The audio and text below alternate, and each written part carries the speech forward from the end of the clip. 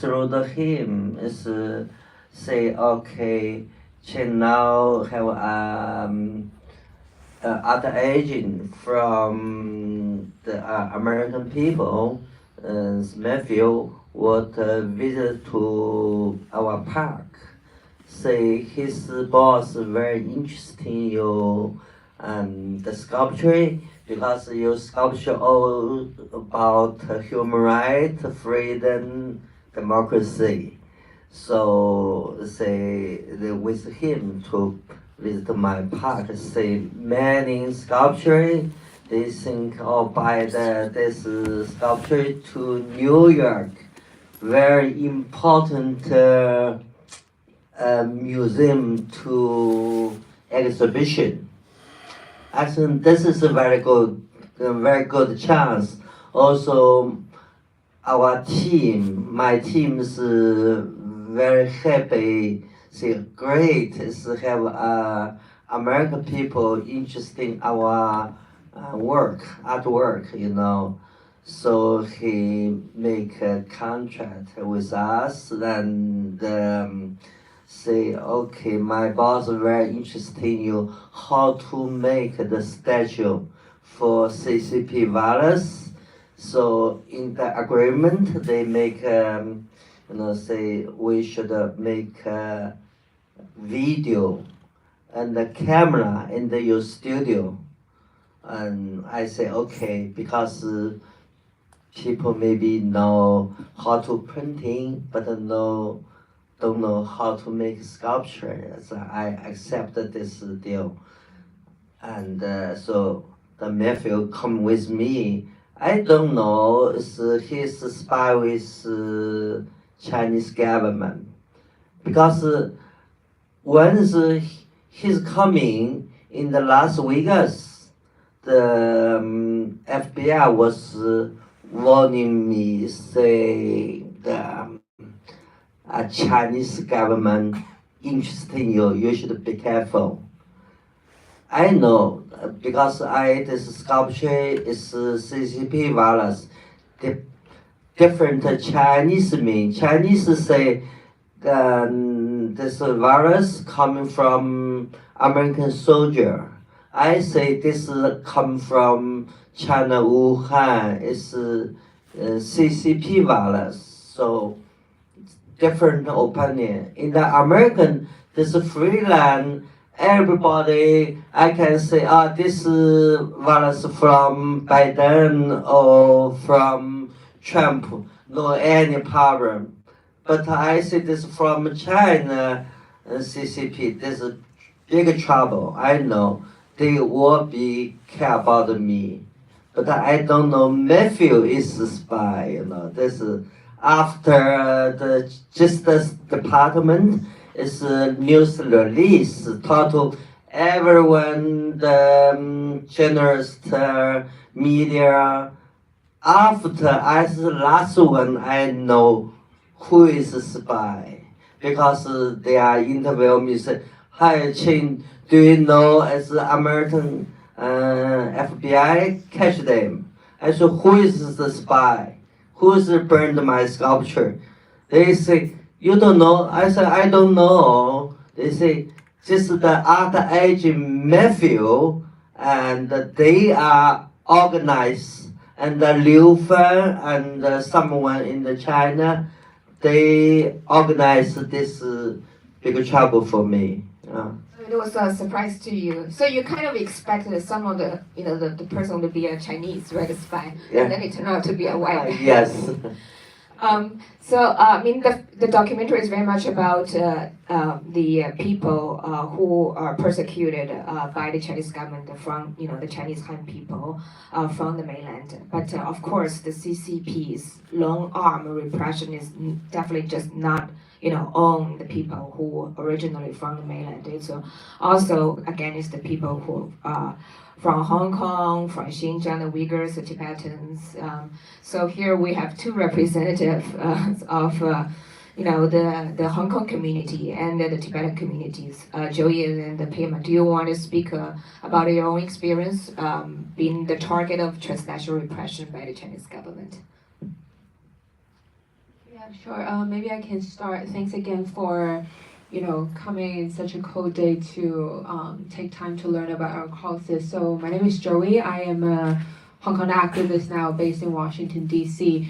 I started as a student activist back in 2019 when Hong Kong's pro-democracy movement began. I organized a lot of underground protests, etc. And because of that mounting political pressure under Hong Kong's newly implemented national security law, I had to flee Hong Kong in late 2020 and settle down in Washington, D.C. Last year, on December 13, the Hong Kong government, for my activism in Washington, D.C., issued a 1 million Hong Kong dollar bounty on me alongside with a international arrest warrant. And just a few weeks ago, on December 23rd, Christmas Eve, they revoked my Hong Kong Special Administrative Region passport. And unfortunately, my case is not a singular one. And when you look at the Hong Kong community, the Tibetan community, and the Uyghur community here in the US and in other democracy, my case is really just tip of the iceberg of what is happening, what our community members is going on under the CCP's expanding transnational repression scheme happening in the US on American soil and elsewhere. Beyond this deterrent tactic, by issuing a bounty on me and issuing passports, our community members have long suffered from, various kinds of TNR tactics we call, whether it is online harassment and defamation campaigns that could be, in-person intimidation during counter protests and in many forms, and a lot of them are gender-based against specifically younger women activists like myself as well. Last year when Xi Jinping came to the U.S. To attend the APEC summit, a lot of in-person attacks have also happened to our Tibetan activists and Hong Kong activists who are on the ground, and Pema was there as well, so I'll leave it for her to detail. But yeah, we just want to, through my story and through, Pema's personal experience, just to showcase this, ongoing, expanding scheme of what is happening in the U.S. Thank you, Joey, and thank you, Yi-chan, for hosting this very important space. So, as Yachen mentioned, my name is Pema, and I'm a Tibetan daughter of refugees as well as an activist for human rights. And for me, as well as so many other Tibetans and Uyghur people, this term of transnational repression is something that existed in our lives before it existed in a dictionary. Because I remember being a small kid growing up in Nepal, one of the countries that's most closely linked to China's long arm. It has a very strong presence by the CCP there. And the interesting thing is when you look at what types of transnational repression they were putting onto Tibetans in the Tibetan community there were things that people heard about, like not giving access to documentation. Tibetans that escaped from Tibet along the time when my father did, they still don't have documentation. Their kids are still stateless till today because of pressure by the Chinese government. Refugees are turned away at the border, even violating international treaties because of the Chinese government's pressure. But what I actually experienced, which most sort of influenced my understanding of transnational repression, was being 10 or 11 years old. I was wearing a shirt just like this one, and it was Tibetan New Year's, and I went to Bodhanath, one of the most auspicious stupas in the entire world. It's a day of celebration for the Tibetan people, but I remember everybody was scattered and separated, and there was military with guns that were as tall as I was, perhaps, and they were marching. They weren't talking to us. They weren't pushing us around. They were just occupying that space to let us know that we should try to keep our joy, our identity, a little bit contained. And I've still thought about that experience many times till now, and what I've come to realize is that what the Chinese government fears the most is for us to embrace our identities as one that doesn't belong within the CCP's narrative. And they fear that when we embrace that identity, the world will see the reality of their colonial practices, of their oppression, and the world will see that the source of power for the Chinese government is the silencing and oppression of Tibetans, Hong Kongers, and Chinese people. And once that reality comes to light, once that narrative becomes accepted by global communities, that will be a very threatening aspect to the Chinese government's regime. It will destabilize the very nature of that regime. So although we see these cases of transnational repression like the ones that we saw in the film, it may seem like they're upset about a specific exhibition, or they're opposed to one person's specific issue or campaign that they're lobbying for. The wider issue of transnational repression, it really actually targets the right of people who don't confine within the CCP's model identity, and it wants to actually limit us not only within the borders of the Chinese government's China and its occupied territories, but it actually wants to take that model of repression and spread it around the whole world, such that no other identity may exist anywhere in the world. And that's something which not only hurts Tibetans, Uyghurs, and Chinese people, but it actually hurts everybody in the world. It creates this idea that the Chinese identity is a monolith, and there's only one Chinese identity, and that's one which loves Xi Jinping and thinks just like him and wishes for the Chinese government to rule in that way. So for me, that's just a little bit about my experience with transnational repression and why I think this film is more crucial now than ever to really influence and shape that discussion and allow the voices of people affected by the issues to speak directly with the audience. Thank you. Yi,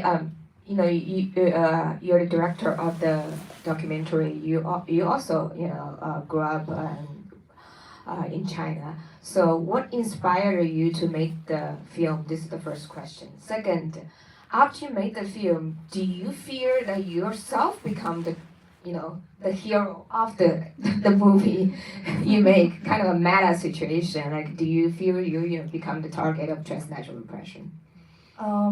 Yeah, so thank you everyone for being here. I was really inspired by the 1989 democracy movement because it's a topic that's banned in China. So being someone who was born and grew up there, I knew nothing about it until I moved here. So I was really inspired by what the movement everyone did back then, and I was also really I didn't also know that dissidents like Wang Juntao, who continued his activism and his work even in exile. He never really stopped doing that. I felt like it's a story that has almost been forgotten. But at the same time, it's so important and relevant, especially when I started filming in 2019, what has been going on in Hong Kong, and just seeing everything being so interconnected.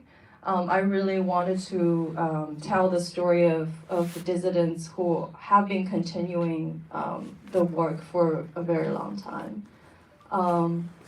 And actually, yeah, throughout the making of the film, I was aware of the consequences because outside the embassy, I knew that there were surveillance cameras, and I encountered a lot of intimidations. And honestly, at the time, I didn't even know if the film would get made. Not just because of the intimidation, the violence that was going on, because I think what Pema said really resonated with me, because as a filmmaker, I experienced for the first time, firsthand, Chinese government's influence in shaping narrative, and especially in the filmmaking industry, I got a lot of pushback, and it was really hard to find support for the film. So I had very limited resources, and I didn't know if the film would ever get made. It was really the foundations that supported the film. So that was a very interesting experience for me as well. But the Wei Ming and Joey and Pema, their work really inspired me, And I feel like this film is bigger than myself, and it's a really important story that I think deserves to be seen with no fear. Thank you. The reason that, as we saw in the documentary, that FBI made the investigation, DOJ had published the indictments, Matthew actually pleaded guilty, was because the community who experienced the transnational repression, made the government aware of this. Otherwise, they didn't know this was happening. First, we made them, I would say, as part of this China pro-democracy movement, we made the US government aware of the issue. We gave them advice on how to address the issue. We mobilized resources so they will spend the money. They will invest in the personnel to do the investigation. That's why, we are seeing the results. Joey and Pema were also, part of the movement. They both work for advocacy organizations. Could you talk about, the kind of work you have done, the interaction you had with, government officials, whether it's at the federal level or the local police level, and the research and advocacy work? Pema, do you want to start? Yes, as Joey mentioned previously, Students for a Free Tibet was one of the organizing groups when Xi Jinping visited the United States, both his previous state visit as well as the recent one in 2023. And I think in terms of that experience, what we saw was that the Chinese government really truly is in this position where they need domestically to have that narrative control. And they need domestically for all the people within China to believe in what Xi Jinping is saying. And so that poses this extreme risk where they have activists living in democratic nations speaking out and actually sharing information about the colonial boarding school program inside Tibet, where over 1 million students are being now effectively raised by the Chinese government, and Tibetan language schools are being shut down. A boarding school system that, the world has seen before, and we know how that ended, and yet the Chinese government is doing it again, and they want those things to be done silently under the cover of propaganda and this media black hole inside Tibet. But when we see on the ground in San Francisco, in terms of policy and government reaction to transnational repression, what we saw was that the government, even the US government, which is one of the governments which speaks as though transnational repression is one of its top priorities, it wasn't really prepared to handle the magnitude of what happened, the level of sophisticated organization by the Chinese government and its United Front groups. What I experienced one of the nights when we had our protest against Xi Jinping, one of my colleagues, she's actually here, Tala Zoksang, did an action against Xi Jinping. He was inside the hotel having a meeting with US business leaders, and she did a protest outside, and we were there. There were initially about over 500 Tibetan Uyghurs and Hong Kongers protesting. As the situation got more and more dangerous, Tibetans and Hong Kongers and Uyghurs were being approached and confronted by CCP supporters violently and aggressively. Many of them had to go home. Eventually, there were students who were physically assaulted and beaten. And there was a moment where I was standing, it was raining, and I was standing with some parents, and they were begging me, my 16-year-old children are here at this protest. I am so worried about them. Please, can you as the director of SFT tell them to go home? I'm so worried. They're adamant that they will not leave, because as long as Xi Jinping is on democratic soil, they will continue protesting. And these are 16-year-old Tibetans. They've never stepped foot in a free Tibet, but they believe in this vision so sincerely that they continue fighting. And I think what that really meant to me is that governments like the US government and so many democratic countries around the world have a responsibility to protect those people, to be able to share their voices. Because as an activist, it's not my duty to tell a 16-year-old not to raise their voice. That's the last thing. I don't wake up in the morning to tell people that. So what we did was, we were able to find solutions within our community to keep ourselves safe.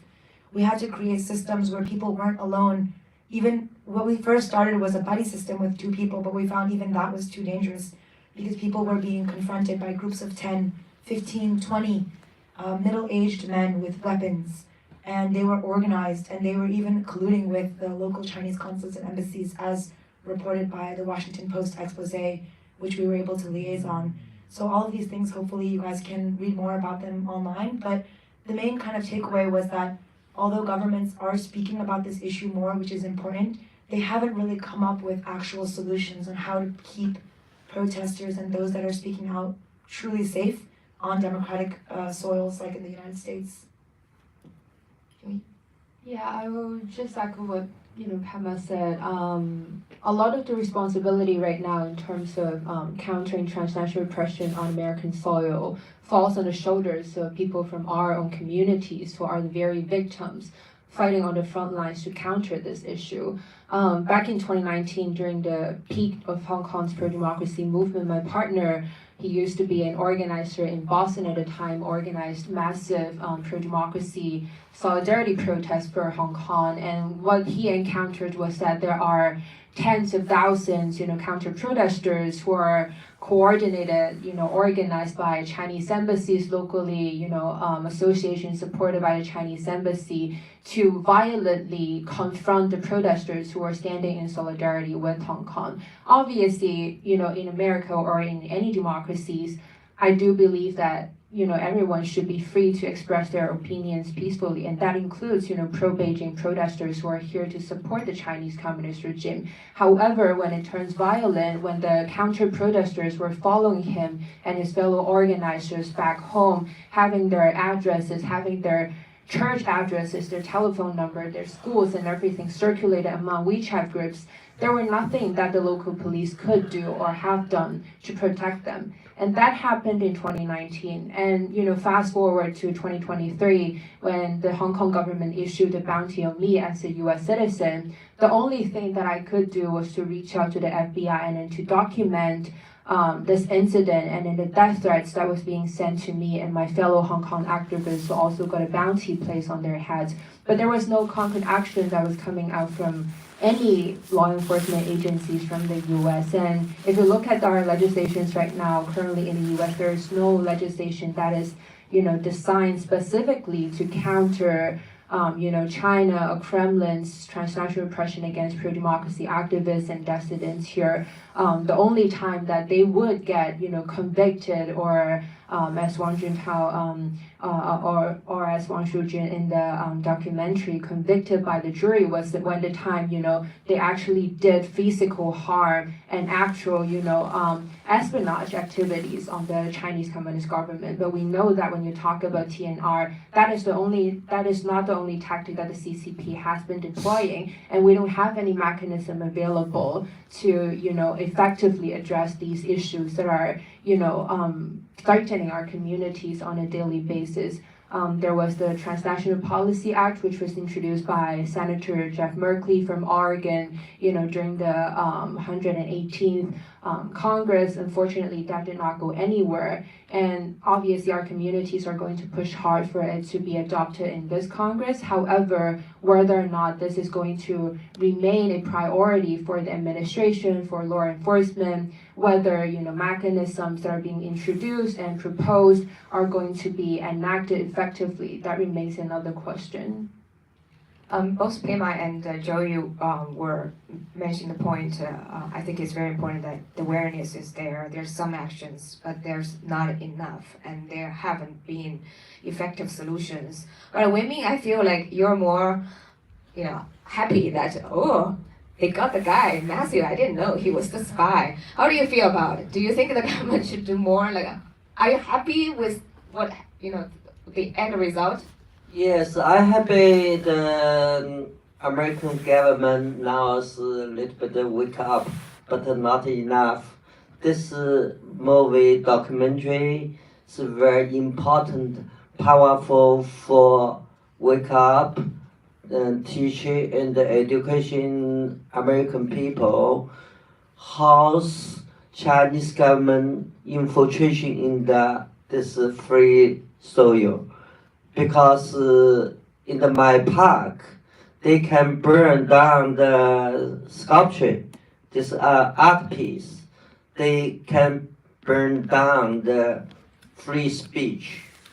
So I just heard about they talk about Tibet and Hong Kong and the Uyghur, because so many Chinese spy here. Also, you're very interested in the movie. Have another guy is a volunteer for us. She's movie this don't know this guy is spy in our park, but he's a volunteer. It's the guy who is installing at night. He's fixing the solar panel or the So he's also he turned out to be working for the Chinese government. Yeah, this is a different line. One line is from Matthew and Liu Fan. They are organized with Chinese government security department. And this guy, Chen Lei, is 线人. What's mean? 线人. Informant. Yeah. And he's worked with me around more than half years. So they know who's helped me, who's important, That's very dangerous for my volunteer. My volunteer, their family in China, they get a warning. They can't help Chen, because if you help Chen, your father, mother, maybe the account like bank account, maybe court, yeah. Yeah, I think one big,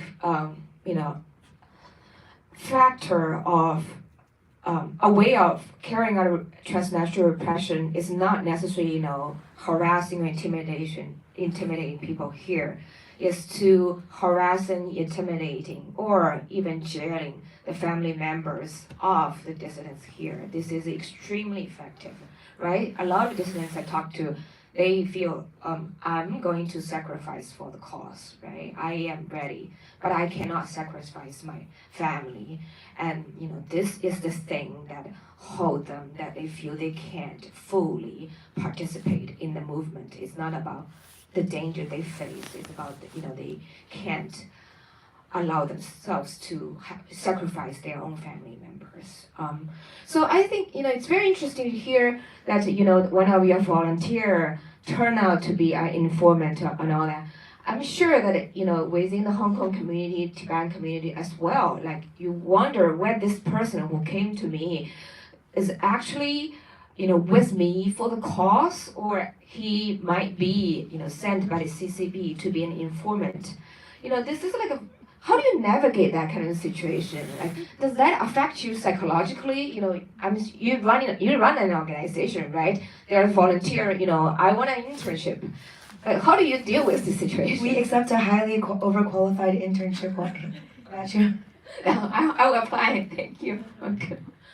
I think that's actually a question that I've personally grappled with a lot, especially because every time we get to work with young people who are from Tibet, for example, that's like a moment that is so special where we get to bring them into the work that we're doing.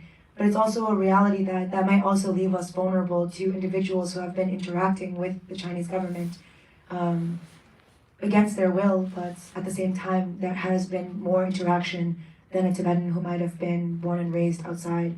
So for me, for a long time, this was something that kind of concerned me, is that how do we create a movement that unites all Tibetan young people, those that were born in Western countries, those that grew up in Asia, and those that grew up inside Tibet maybe. And I think one thing that has really come to the conclusion is that we should just operate as though we should just allow and be welcoming into our space for all those who make themselves present to join our movement. But in order to be able to do that, we have to make sure to maintain the utmost level of both digital and also physical security hygiene. And that means, like, for example, keeping secure topics on a very need-to-know basis and not finding it to be a matter of personal offense. That if me and Yachi are discussing something very pertinent to a research topic, even though we are very good friends with Joey, we may not share. And that's not just because we want to be very exclusive or very, hierarchical or anything like that, but because by limiting the information only to channels where people need to know in order to get a specific task done, we're basically eliminating the factor of who do we trust and who do we not trust, and not bringing that into the discussion about whether someone should be given a relationship with a movement or not. And that way, even somebody who's very well-meaning could also be hacked if they have poor digital hygiene. Or even if they have very good digital hygiene, they may still become the victim of cyber hacking. So in the sense that as vulnerable as we are to informants, as long as we maintain a strict nature of need-to-know communication, we're able to protect as much as we can and not allow that protection to get in the way of our movement building. Because at the end of the day, we're not just trying to execute one project or one meeting, we're trying to build a movement, and that requires us to accept hundreds of thousands, and eventually millions of people fighting in hand in our nonviolent fight together. So if we're already being overly limiting on who may join and who may not join, that would actually inevitably prevent us from being able to accomplish our utmost goal at the end. Joey, how about you? I mean, you have 1 million Hong Kong dollar on your head right now. And, do you sometimes feel, I send you a message, is she a spy? Right? Like, how do you navigate this? Like, trying to, keep this work going at the same time, the digital hygiene stuff or trusting people, like, do I trust or not trust? Just managing the situation, knowing, there's this most powerful authoritarian government is trying to get you. I think obviously from an organizational operation standpoint, everything that Pema have said, but to be very honest, I don't have a black and white guideline that me myself use or our community use, because everything, all of this transnational repression, the national security law, the extraterritorial effect of Article 23 that was just implemented in Hong Kong less than a year ago. Everything is so new to our Hong Kong diaspora community, and with the bounty, with, when you get messages every day, knowing that people are out there to get you, trying to find out where you live, where you go to school, where you go to church, your company information, and send it back to the Hong Kong government, it could be very, very difficult to understand, what are the relationships that I can rely on, that I can trust, who are the people that we can share information with and include them to be a core part of our movement. But I think, obviously beyond what Pema just mentioned about being inclusive while ensuring the security and safety of our community members, me personally, I do think, better be safe and sorry. I understand that, even for me myself as a wanted activist by the Hong Kong government, state-backed cybersecurity attacks don't happen to me on a day-to-day basis. The CCP sending people to follow me, that doesn't happen to on a daily basis. But still, you need to understand that, when you talk about safety and security, it's often not just a safety and security of yourself, but that also people who are actively working with you on your team, community members who come to your protests, demonstrations, who join the online group chats that you have created to be part of this movement. So what I personally observe is that, I just have my VPN on all the time. I make sure I don't go to, places where I can't guarantee my personal safety. I make sure that when, say for example, when you take a photo where there could be community members in the background, you make sure to ask for their consent before you post on your, social media platforms. And I think that is not just a practice applicable to our movement, but then also, for a lot of movements happening here locally in the US and elsewhere in other contexts as well. You're making the film you're definitely subjecting yourself to more danger. I'm sure that when you're in front of the embassy, there are people who are watching you. So what do you want this documentary to achieve? Like, what kind of impact do you want to see, and whether you're seeing it? So this is our first impact campaign, and I really want to thank all the foundations who supported the film and Human Rights Foundation for supporting our impact screenings. Our goal is to hope that this film will raise more awareness and deepen public understanding, and also build cross-movement solidarity. So we are planning more similar screenings like this one throughout this year. I really want to work with organizations and bring this film to your community and your institution. I think in terms of the impact, we've been doing festival screenings, and we've had many sold out screenings. So I'm very encouraged to see that there's definitely an audience for this film. And also the issues related to this film have been, it's also very relevant with Shu Junwang's case, and also I'm sure you probably all aware of former New York Governor aide Linda Sun's case. So Matthew Severa's pled guilty, but Frank Liu's case is still on trial. And actually, New York Times recently did an investigation on Zhang Chen. I don't know if you guys remember. He's the one who organized the attack in New York. Yeah. He also organized the attack in San Francisco as well. So Wang Juntao's group was also in San Francisco, and they were attacked, and was a much larger scale.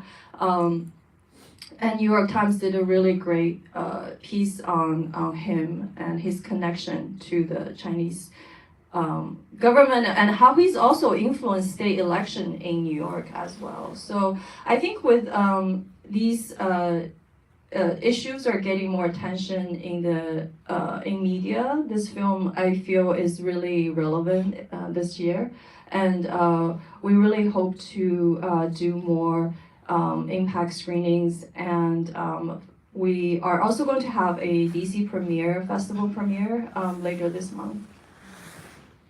So, I mean, we all want more impact. We want the U.S. government to do more to address the issue. As Joey just mentioned, that the bill, Transnational Policy Act,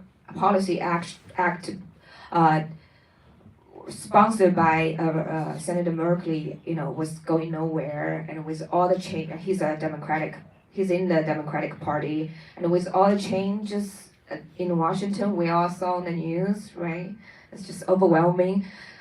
What kind of specific things you want the new government to do, and what's your expectation? How do you navigate, the political situation within the United States?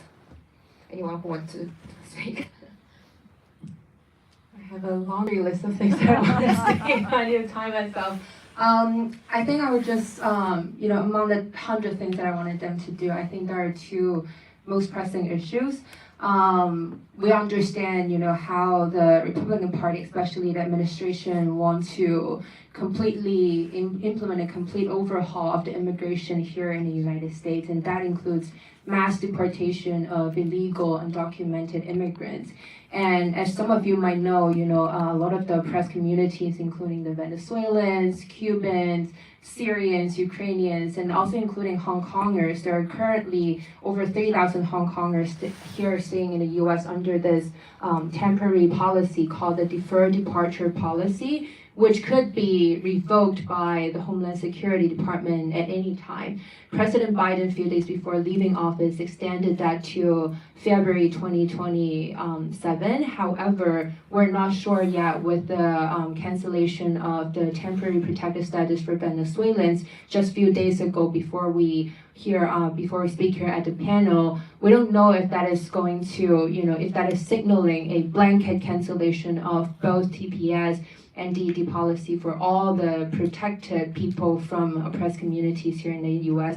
If that is the case, if that happens, these 3,000 something Hong Kongers would have nowhere else to go but then to be deported back to Hong Kong, where they could face, lengthy imprisonments for their participation of pro-democracy, solidarity protests here in the United States. So I think the most pressing, demand that our community have been advocating for is for a legal status to be granted to not just Hong Kongers, but then everyone who are fleeing authoritarian countries seeking a safe haven here in the United States. When we talk about ourselves, about the United States being a world leader, about being, and champion of human rights and democracy, it can't just be words. It needs to come with concrete actions, and that would include giving, a more permanent residency status to all of these people from these communities.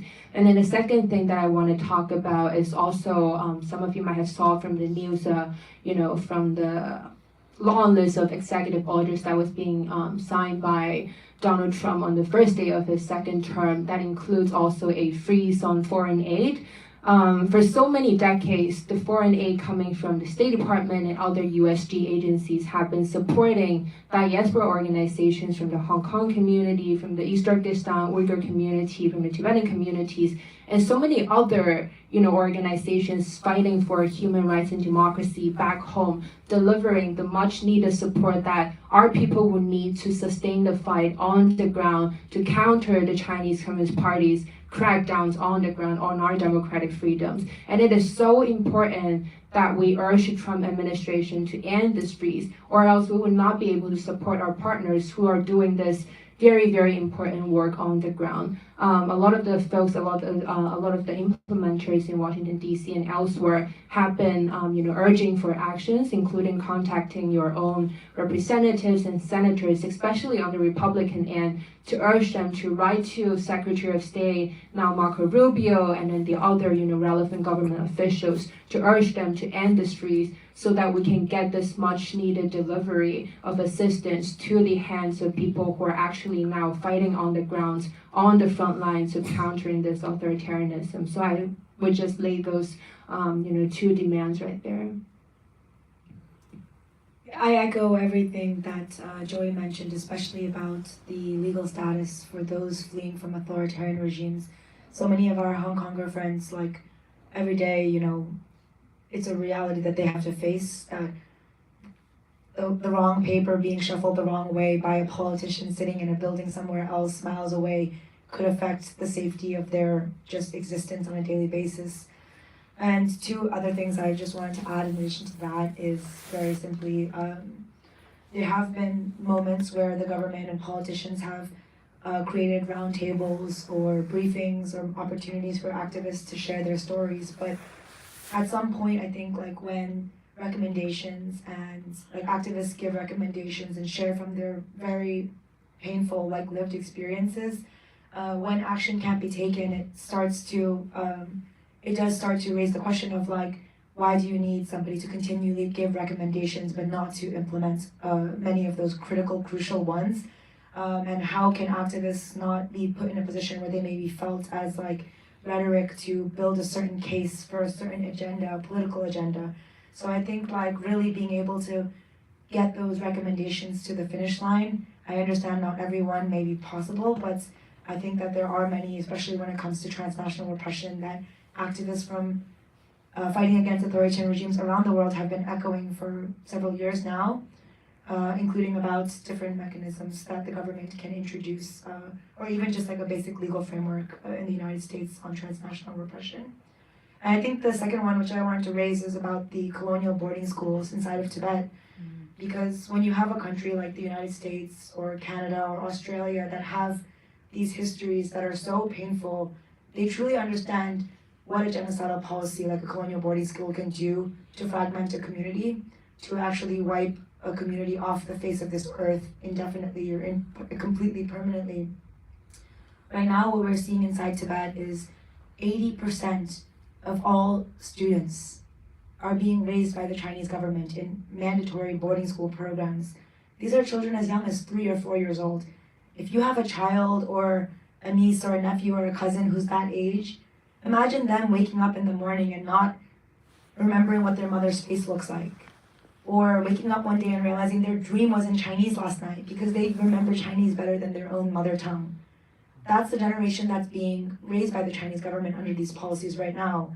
So although countries like the United States and others have made statements here and there about this issue, I think that really every government, and especially the United States, Canada, and Australia, have the utmost responsibility to do everything in their power to speak out against these colonial boarding schools, whether it's sanctions, whether it's bilateral meetings or public statements at the United Nations. Like, there is no excuse, because we already have seen what a fragmenting effect, what a genocidal policy like this can do to an entire nation of people.